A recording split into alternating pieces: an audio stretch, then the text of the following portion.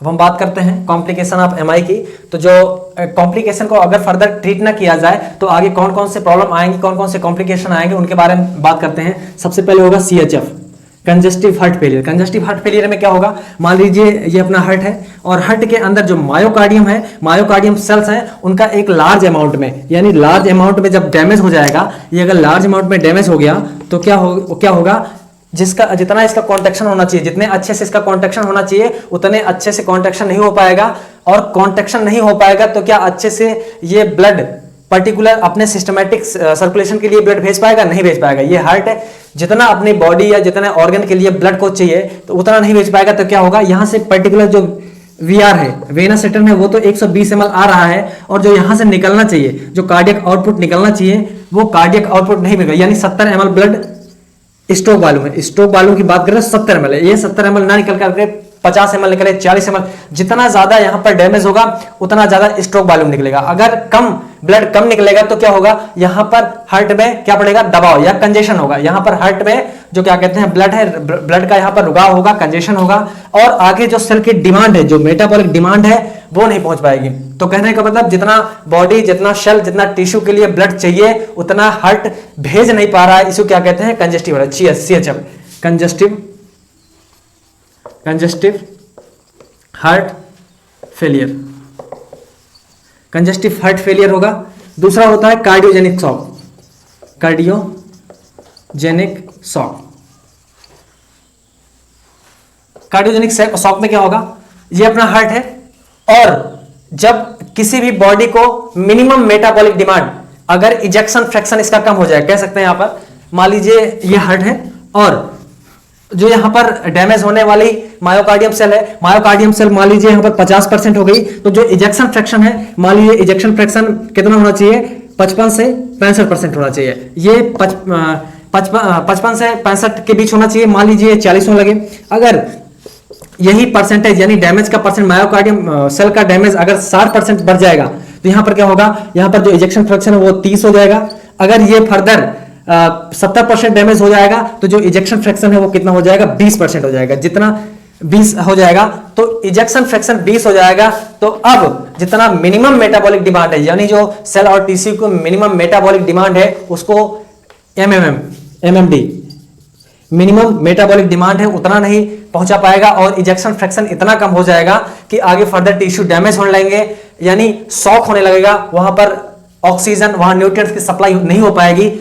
ऐसे यानी शॉक, यानी कार्डियोजेनिक मतलब कार्डियक के अच्छे से काम ना कर पाने के कारण किसी भी ऑर्गन के लिए, किसी भी एरिया के लिए अगर ब्लड सप्लाई ना पहुंचे, वहां पर सेल, वहां पर जो सेल और टिश्यू है डैमेज होने लगेगा, तो क्या कहलाएगा, कार्डियोजेनिक शॉक, कार्डियोजेनिक शॉक कहलाएगा। नेक्स्ट बात करते हैं, इसका होगा रिकरेंट एमआई, रिकरेंट एमआई।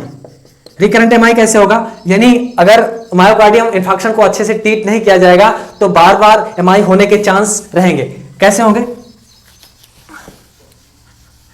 मान लीजिए हार्ट है अपना, और हार्ट में ये है अपनी coronary artery.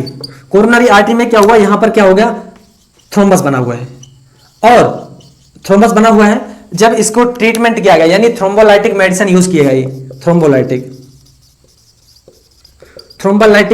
Thrombolytic medicine use की गई, स्ट्रेप्टोकाइनेज, यूरोकाइनेज, तो क्या हुआ, ये थ्रोम्बस को घोल करके या थ्रोम्बस को यहां से डिटैच करके यहां पर डिसॉल्व कर दिया, तो क्या होगा, मान लीजिए यहां से 80% डिसॉल्व हो गया, यहां से 80% यहां से हट गया। अब क्या ये बताओ कि यहां पर क्या रफ एज बन सकते हैं, यहां पर जहां से ये थ्रोम्बस डीअटैच हुआ था, यहां से क्या हो सकता है, यहां पर रफ एज बन सकते हैं। जब रफ एज बन देंगे तो यहां पर क्या होगा, यहां पर प्लेटलेट्स का एडहेरेंस होगा, यहां पर प्लेटलेट्स चिपकेंगे, तो क्या होगा, मान लीजिए पेशेंट आया, उसको स्ट्रेप्टोकाइनेज लगा दिया गया, यूरोकाइनेज लगा दिया गया, यहां से डिसॉल्व हो गया और सही हो गया पेशेंट। फिर 7 दिन बाद यहां पर क्या बन जाएगा, फिर से थ्रोम्बस बनने के चांस फिर से रहेंगे, और फर्दर यही आगे, यानी अगर यही ज्यादा अमाउंट में बन जाए तो क्या होगा, आगे फिर से ब्लॉक हो जाएगा और एमआई होने के फिर से फर्दर चांस बढ़ जाएंगे। इसलिए हम क्या लिखे यहां पर, रिकरेंट एमआई। ये हो गई। दूसरी बात करते हैं पेरिकार्डाइटिस। क्या होगा, पेरिकार्डाइटिस। यहां पर नेक्स्ट होगा पेरिकार्डाइटिस। पेरिकार्डाइटिस होगा यहां पर, क्यों, क्योंकि जो अपना मायोकार्डियम सेल है, मायोकार्डियम सेल के अंदर क्या हुआ है, यहां पर डैमेज हुआ है, यहां पर डैमेज हुआ है, यहां पर इन्फॉक्शन हुआ है। जब इन्फॉक्शन हुआ है तो क्या होगा, पर्टिकुलर यहां पर सेल, इस सेल पर क्या होगा, अलग से बाहर से बैक्टीरिया आएंगे, एरोबिक एनारोबिक बैक्टीरिया आएंगे। और यहां तो मान लीजिए क्या है, यहां तो डेड टिश्यू है, लेकिन यहां पर डेड टिश्यू के बगल में हेल्दी टिश्यू भी है। तो क्या होगा, यहां पर 3 लेयर हो, मान लीजिए एक लेयर ये हो गई, ये बीच की जो लेयर है ये हो गई अपनी मायोकार्डियम, ये ऊपर की है ये पेरिकार्डियम है। तो क्या होगा, मायोकार्डियम में सेल का डैमेज हुआ था और उसके यानी मायोकार्डियम सेल की बगल में ही जो टिश्यू की लाइन थी या टिश्यू थे, वहां पर कुछ हेल्दी टिश्यू भी थे। तो क्या होगा, जो यहां पर सेल है, मायोकार्डियम सेल है, यहां पर ऑलरेडी अगर बात करें तो यहां पर जो एनाएरोबिक बैक्टीरिया है, यहां पर एनाएरोबिक बैक्टीरिया ही ग्रोथ कर सकते हैं, जिसको ऐसे बैक्टीरिया जो कि ऑक्सीजन में जीवित नहीं रहते हैं वो एनाएरोबिक बैक्टीरिया कहलाते हैं, वो यहां पर जीवित रहेंगे। लेकिन जैसे कि पता है कि एनाएरोबिक बैक्टीरिया अपनी बॉडी में कम आते हैं, और जब मान लीजिए यहां पर एरोबिक बैक्टीरिया आया, एरोबिक बैक्टीरिया यहां पर जीवित नहीं रहेगा। जब जीवित नहीं रहेगा तो जहां पर ब्लड सप्लाई ज्यादा रहेगी, क्यों, क्योंकि ये यहां से जहां पर ब्लड की सप्लाई ज्यादा है वहां पर आएगा, यहां नहीं रहेगा, क्योंकि यहां पर जीवित नहीं रह सकता है। और अपने अंदर पता है एरोबिक बैक्टीरिया आते ही हैं मोस्टली, जब आते हैं तो यहां पर पहले आएगा, यहां पर देखेगा कि यहां पर ऑक्सीजन नहीं है।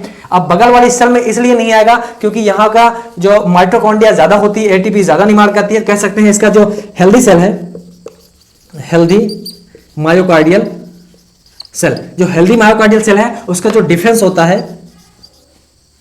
जो डिफेंस होता है उसका बहुत मजबूत होता है। तो यहां पर भी जो एरोबिक बैक्टीरिया यहां पर भी नहीं रुक पाएगी, तो वो क्या करेगी, ये पेरिकार्डियम पर आएगी। जब पेरिकार्डियम पर आएगी तो यहां पर इन्फ्लामेशन कराएगी। तो यहां पर हमने क्या लिखा है, पेरिकार्डाइटिस।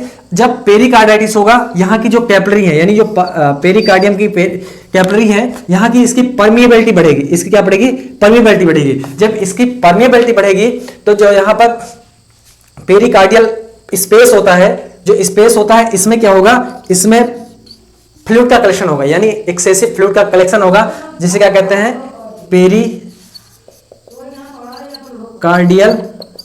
इफ्यूजन।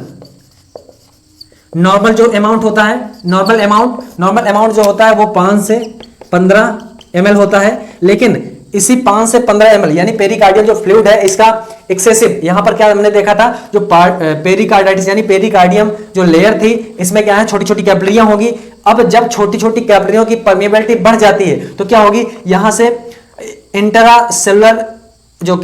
इंट्रावेस्कुलर कंपार्टमेंट के जो फ्लूइड है वो कहां पर आएगा, पेरिकार्डियल स्पेस में आएगा। पेरिकार्डियल स्पेस में आएगा तो जो पेरिकार्डियल फ्लूइड का जो अमाउंट है वो 5 से 15 को एक्सीड कर जाएगा, तो क्या हो जाएगा, पेरिकार्डियल इफ्यूजन। अगर इसमें यानी पेरिकार्डियल स्पेस में अगर नॉर्मल अमाउंट से ज्यादा अगर पेरिकार्डियल फ्लूइड का भर जाना क्या कहलाता है, पेरिकार्डियल इफ्यूजन कहलाएगा। दूसरी बात करते हैं, यहां पर देखने को मिलेगा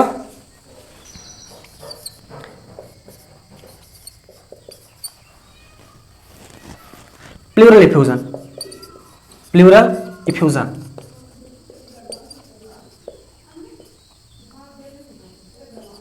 प्लूरल इफ्यूजन, प्लूरल इफ्यूजन देख रहे हो कैसे मिलेगा, यहां पर बात करते हैं।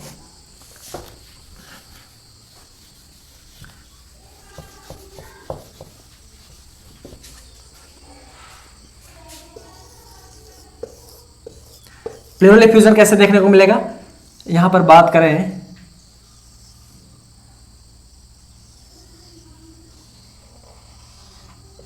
ये दोनों मान लीजिए लंग्स हैं और इसके जो बगल वाले जहां इसके चारों ओर स्पेस रहता है, यानी इसके चारों स्पेस रहता है जिसे कहते हैं plural space. Plural space, plural space रहता है, इसमें क्या हो जाता है, फ्लूइड का कलेक्शन हो जाता है, जिसे कहते हैं प्लूरल इफ्यूजन। प्लूरल इफ्यूजन कैसे होगा, यहां से तो क्या हो रहा था, यहां से 120 ml आ रहा था, पर्टिकुलर अगर वीआर की बात की जाए तो 120 आ रहा था, लेकिन हमने देखा था यहां से जो कार्डियक आउटपुट है यहां पर कम हो रहा था, यानी जो अपना कार्डियक आउटपुट है ये कम होगा।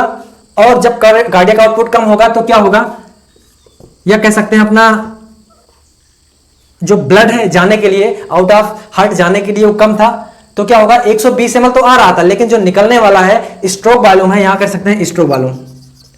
स्ट्रोक वॉल्यूम, जो स्ट्रोक वॉल्यूम निकलने वाला था ये क्या है, कम हो गया। जब कम हो गया तो आप बताएं क्या हार्ट के यहां से क्या है, यहां पर पल्मोनरी वेन है, क्या अब ये ब्लड पीछे की ओर पीछे कर जाएगा, बैक फ्लो करेगा, तो जब पीछे की ओर जाएगा ब्लड तो क्या करेगा, हार्ट लंग्स के अंदर किसका दबाव बढ़ेगा, फ्लूइड का दबाव बढ़ेगा। तो इसके अंदर यानी प्लूरल स्पेस के अंदर क्या हो सकता है, एक्सेसिव फ्लूइड का कलेक्शन हो सकता है, जिसे कहते हैं अपन प्लूरल इफ्यूजन। यहां पर हमने देखा। दूसरी बात करते हैं यहां पर, और ये जो तीन कंडीशन है इसी को मिला करके एक सिंड्रोम बनाया गया है, जिसे क्या कहते हैं, ड्रेसलर सिंड्रोम।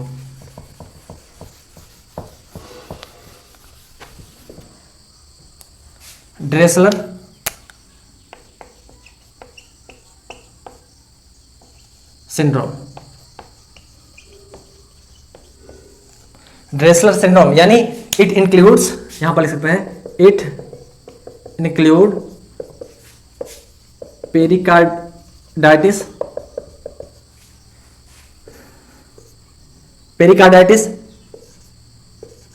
और देखो यहां पर क्या है, पेरिकार्डाइटिस, नेक्स्ट है पेरिकार्डियल इफ्यूजन। क्या है, पेरिकार्डियल इफ्यूजन। नेक्स्ट यहां पर क्या है, it includes pericarditis, pericardial effusion. Next है प्लूरल इफ्यूजन। यहां पर दूसरा क्या है, प्लूरल इफ्यूजन। हमने क्या देखा, जो ड्रेसलर सिंड्रोम होता है, ड्रेसलर सिंड्रोम के अंदर it includes pericarditis, pericardial effusion and pleural effusion. और इट इज कैरेक्टराइज, और इसे कैरेक्टराइज कैसे करेंगे, इट इज कैरेक्टराइज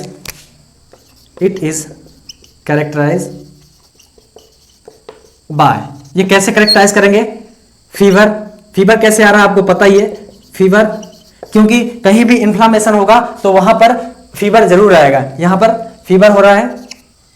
दूसरा चेस्ट पेन कैसे होगा, इसका क्या कारण है, जो चेस्ट पेन है कब होगा, at the time of deep breathing. जब इसके पहले एमआई जब पढ़ा रहा था तो वहां पर क्या देखा था, वहां पर देखा था कि जब एमआई कंडीशन में जब पेशेंट डीप ब्रीथ लेता है तो वहां पर पेन रिलीफ होता है, लेकिन जब यहां पर डीप ब्रीथ लेगा तो क्या होगा, यहां पर पेन ज्यादा होगा। उसके कारण बताते हैं, यहां पर डीप ब्रीथ में पेन होगा, क्या कारण है उसका, मान लीजिए ये अपना लंग्स है, ये है कार्डियक नोच। यहां पर क्या है, कार्डियक नोच। यहीं पर जो अपना हार्ट है यहीं पर सेट रहता है, ऐसे यहां पर हार्ट सेट रहता है। होता क्या है, हमने अभी बात की थी, यहां पर क्या था, प्लूरल इफ्यूजन हुआ था। और नेक्स्ट इधर देखा था पेरिकार्डियल इफ्यूजन भी हुआ था, यानी पेरिकार्डियल इफ्यूजन भी हुआ था, पेरिकार्डाइटिस भी हुआ था। अब जब डीप ब्रीथ करेगा, यानी पेशेंट जब डीप ब्रीथ करेगा तो जो अपना लंग्स है, लंग्स का at the time of deep breath, जब पेशेंट डीप ब्रीथ करेगा तो क्या होगा, लंग्स का फुल एक्सपेंशन होगा, जब लंग्स का फुल एक्सपेंशन होगा तो ये टच करेंगे यहां पर हार्ट की पेरिकार्डियम से, और यहां पर प्लूरल जो यहां की पैराइटल प्लूरा यहां पर इस हार्ट को टच करेगी। जब टच करेगी तो क्या होगा, पेन होगा। यहां पर मैंने कैसे देखा, pen at the time of deep breathing के टाइम पर पेन होगा। यहां पर हम करेक्टराइज दो तरीके से कर सकते हैं। दूसरी चीज यहां पर एक चीज और देखने को मिलेगी, डिस्निया देखने को मिलेगी, डिस्निया डिफिकल्टी इन ब्रीथिंग मिलेगी। नेक्स्ट मिलेगी हाइपोटेंशन कैसे मिला, क्योंकि ब्लड तो आ रहा था लेकिन आगे ब्लड नहीं जा पा रहा था, जो स्ट्रोक वॉल्यूम या कार्डियक आउटपुट था वो कम था। अगर कार्डियक आउटपुट कम रहेगा तो आप बताओ जो अपना ब्लड प्रेशर होता है वो किस पर डिपेंड करता है, पीआर और कार्डियक आउटपुट। तो वहां पर कार्डियक आउटपुट था तो क्या होगा, हाइपोटेंशन। एक होता है मफल्ड हार्ट साउंड। आप बताओ यहां पर जो लब और डब की आवाज आती है, जो लब और डब की आवाज आती है, जो लब और डब की आवाज हार्ट के अंदर आती है। यहां पर देखा कि जो अपना पेरिकार्डियल इफ्यूजन भी हुआ है और प्लूरल इफ्यूजन भी हुआ है, दोनों कारण क्या होता है, हार्ट एक मफलर, यहाँ पर जो मफल्ड का मतलब है, यहाँ पर मफलर से लिया गया है। मफलर का मतलब जो बांधे रखता है, यानी बांधने का काम आता है। मफलर जो होता है बांधने का काम आता है। और दूसरा यहाँ पर जो मफल्ड है, मफल्ड का मतलब ही बांधे रखना। यहाँ पर हर्ट को क्या कर रखा है, बांधे रखा है। तो जो इसकी आवाज है मफल्ड हर्ट साउंड, यानी कह सकते हैं यहाँ पर जो आवाज आएगी मफल्ड हर्ट साउंड आएगी, बहुत स्लो आएगी। तो यहाँ पर क्या हमने लिख दिया, मफल्ड हर्ट साउंड। नेक्स्ट बात करते हैं इसका मैनेजमेंट में। ये तो हो गई अपनी। नेक्स्ट अगर मैनेजमेंट की बात कर रहे हैं तो सबसे पहले यहां पर O2 एडमिनिस्ट्रेशन कर सकते हैं, एंटीबायोटिक कर सकते हैं, स्टेरॉइड कर सकते हैं, पैरासीटामोल यानी ये फीवर के लिए कर सकते हैं, एंटीपायरेटिक कर सकते हैं। सबसे पहले यहां पर क्या करेंगे, ऑक्सीजन एडमिनिस्ट्रेशन। यहां पर मैनेजमेंट की बात करें क्या है, सबसे पहले ऑक्सीजन एडमिनिस्ट्रेशन, ऑक्सीजन को एडमिनिस्ट्रेशन करेंगे। नेक्स्ट बात की जाए, यहां पर हमने देखा था जो अपना हार्ट था उसके चारों ओर पानी भर रहा था, जिसे कह रहे थे अपन।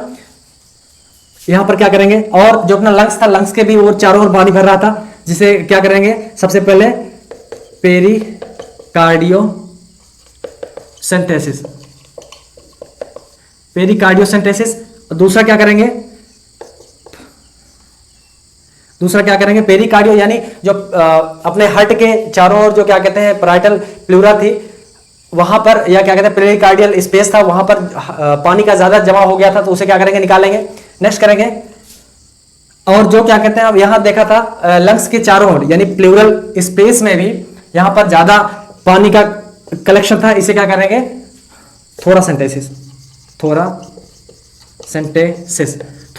भी करेंगे। यहां के दोनों की जगह का जो एक्सेसिव कलेक्शन ऑफ फ्लूइड था उसको निकाल लेंगे। नेक्स्ट क्या करेंगे, ब्रॉड स्पेक्ट्रम एंटीबायोटिक।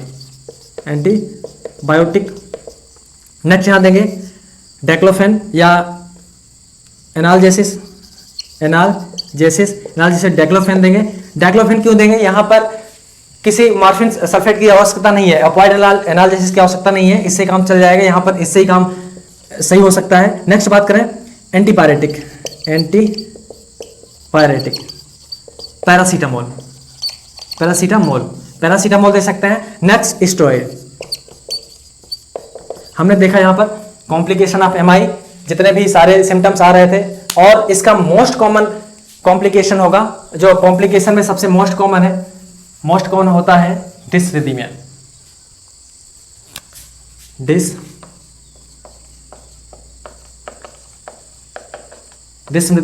या इसी कहते हैं, और एरिथमिया और डिसरिथमिया इसके मोस्ट कॉमन कॉज हैं, मोस्ट कॉमन कॉम्प्लिकेशन। यहां पर कोई पूछे जो मायोकार्डियल कॉम्प्लिकेशन ऑफ MI, तो क्या लिखेंगे, डिसरिथमिया और एरिथमिया। दोनों इसके क्या है, या एक ही है, एरिथमिया और डिसरिथमिया एक ही है, इसके मोस्ट कॉमन कॉम्प्लिकेशन है। ये हमारी बात हुई कॉम्प्लिकेशन ऑफ MI। आशा करता हूं ये वीडियो जरूर पसंद आया होगा। अगर पसंद आया हो तो लाइक करें, शेयर करें, सब्सक्राइब करें। Thanks to all.